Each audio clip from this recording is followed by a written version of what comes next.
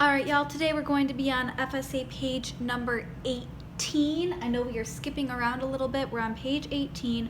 We're talking about dot plots. We have not talked about this before, so this is not review, but this is a concept that's relatively easy, and I think you'll get it pretty quickly. So when you're creating any type of a dot plot, a box plot, or a frequency table, the first thing you're going to want to do is put your data in order.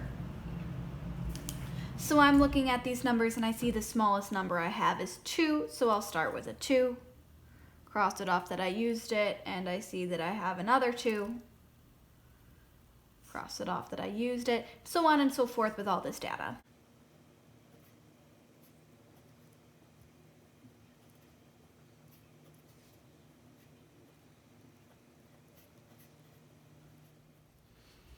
And a dot plot is actually relatively simple. All you're going to do is put a dot every time that value shows up. So I see 2 2s, so I'll put 2 dots above the 2.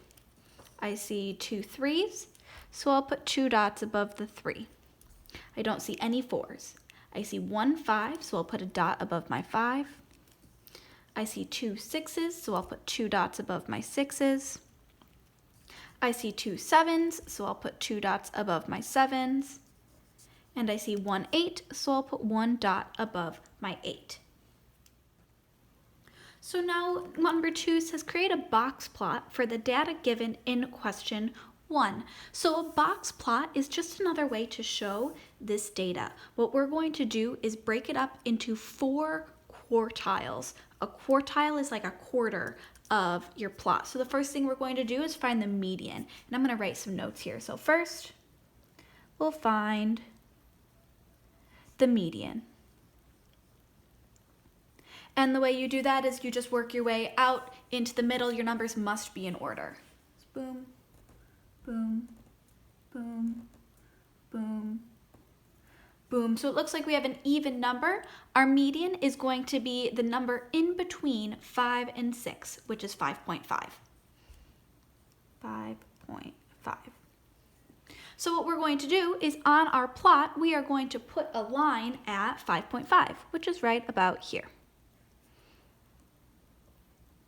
And this is going to be the middle of our box. Now what we're going to do is find the median of the bottom 2 quarters. So I'll do the same thing. Boom, boom, boom is 3. So I'm going to put another line at 3 to represent the lower half of the box. And now I'm going to find the median of the top part. So boom, boom, it's 7. I'm going to put a slash at 7. And now we have a box that represents the middle 2 quartiles of our data. But we need to represent these other pieces of data as well. So most of our data falls inside this box, but we also have our first quarter of data, which goes all the way to 2. So I'll put a dot on that end and connect it to 2. And we also need the higher end of our data, which goes all the way up to 8. So we'll put a dot at 8 to show that this data goes all the way up to 8. And so here you have the first quarter of your data, or the first quartile of your data.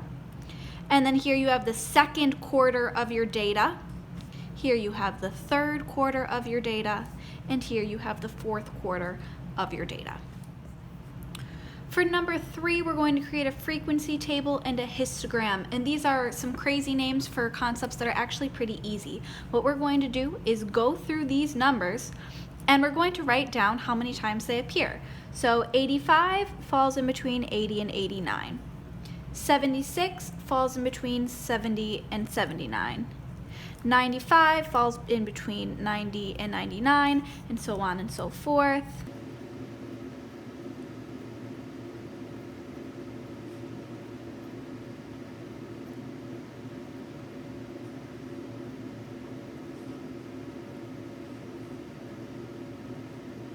Okay, so now scores between 60 and 69 show up once. Scores between 70 and 79 show up 5 times. Scores between 80 and 89 show up 4 times. And scores between 90 and 99 show up 2 times. And what we're going to do is graph this on our graph here. So I see that my highest number is 5, so my graph needs to go up to 5. 1, 2, 3, 4, 5. And I'm going to draw a bar graph to represent these numbers. So in between 60 and 69, we have 1 score.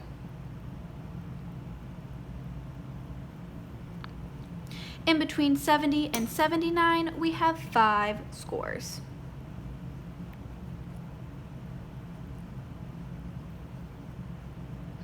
In between 80 and 89, we have 4 scores.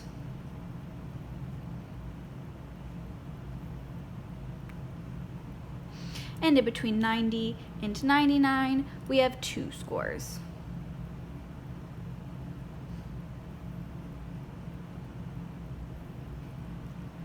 And that's it. Let's move on to number 4. All right, number 4, there are a lot of ways to do number 4 correctly. I want you to ignore these lines that are here because these lines are, they probably come from scanning the document in. So I don't want you to worry about those. What I do want you to think about is when we went from a dot plot to a box plot, there are the same number of values here as there are here, as there are here, as there are here. So there needs to be the same number of values here, here, here, and here. And I think that the easiest way to do that, first things first, is to split up everywhere that our box plot splits it up. So it says that 7 is the median between the actual median and the last value here. So I'm going to put a line kind of on top of this black line here. I see that 5 is the true median, and what I'm going to do is say that one of these dots belongs to this side and one of these dots belongs to this side. 2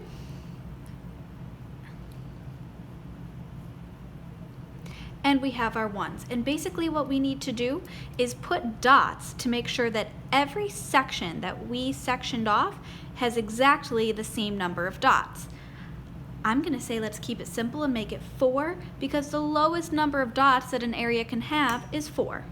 So I'll put a dot in this section, let's say at 6. Now we have 1, 2, 3, 4 dots. I'll put a dot in this section, let's say at 3. And now I have 1, 2, 3, 4 dots. And I need 4 whole dots in this first quartile, so 1, 2, 3, 4 dots.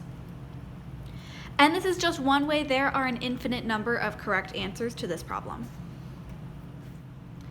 Number 5, a police officer was using a radar detector to determine the speed of cars on a highway.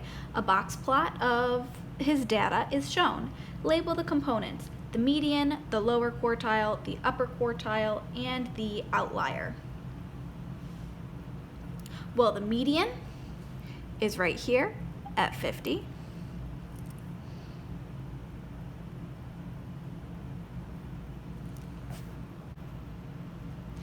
This lower edge of the box is called the lower quartile.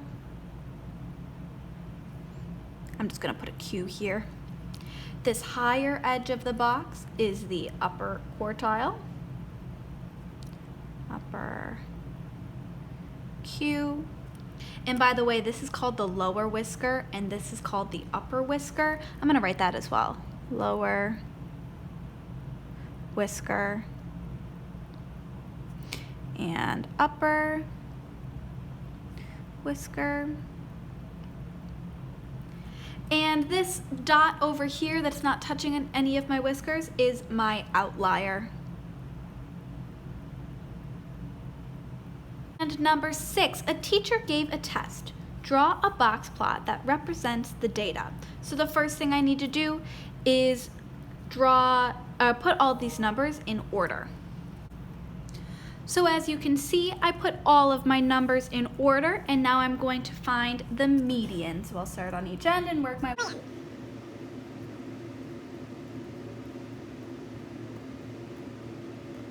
median is somewhere between 81 and 82. I'm going to say 81.5.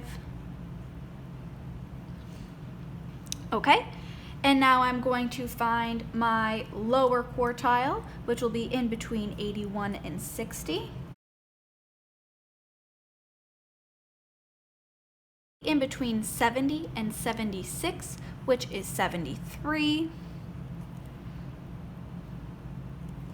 is my lower quartile, and my upper quartile